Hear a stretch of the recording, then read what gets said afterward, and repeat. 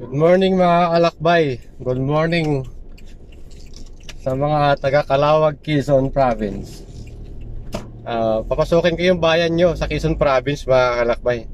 Sa Calauag, Quezon Province. Baka mahagip ko yung bahay nyo sa camera ko. So panoorin nyo yung mga vlog ko dito sa Calauag, Quezon Province. So ito na yung papasok ng Calauag, Quezon mga kalakbay. Yan, makikita nyo yung Calauag. Ito yung papasok na sa loob ng bayan ng Calauag, Quezon.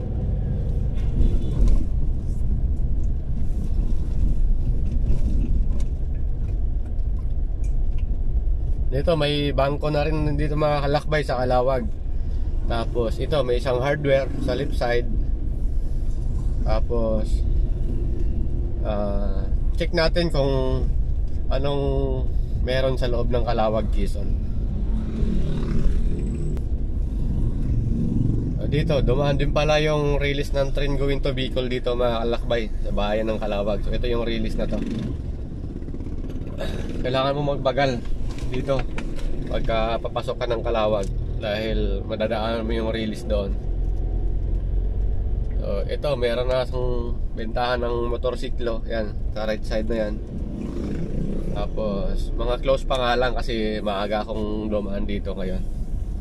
So ito na yung bayan nyo sa mga taga Calauag, Quezon Province. Kung matagal ka na hindi nakauwi sa bayan nyo dito, baka nahagip ng camera ko yung bahay nyo. So papasok pala ng Calauag mga kalakbay, transportation dito mga tricycle mula dun sa Maharlika Highway. More on tricycle dito. May jeep din pala. Ito, saan biyahe ba to? Lopez, Quezon. Lopez to Calauag, vice versa. Yan. Tapos yun, may isa pang bangko tayo nakita.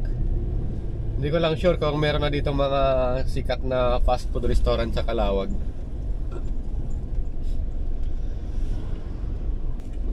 So, dito ako dadaan sa Diclaro Street mga kalakbay. May isang junk shop dito sa pinakakanto ng Diclaro Street. Sa mga nakatira ng Diclaro Street, baka nahagip ng camera ko yung ano nyo, yung bahay nyo dito.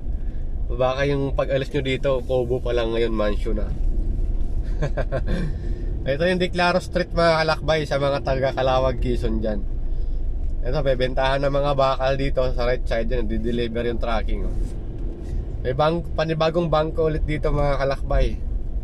Yan, sa right side na yan. Yan. Tapos pag in-start mo pa ito hanggang dulo mga kalakbay, yun yung boulevard ng Calauag,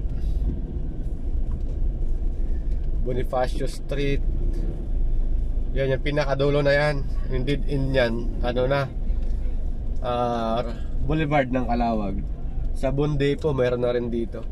So dito ako papasok sa Quezon Street mga kalakbay. Last na kanto na yata to rito, Quezon Street. Tapos ang street light nila rito mga kalakbay, ganyan no. Maganda to, na puntahan ko to ng gabi isang beses.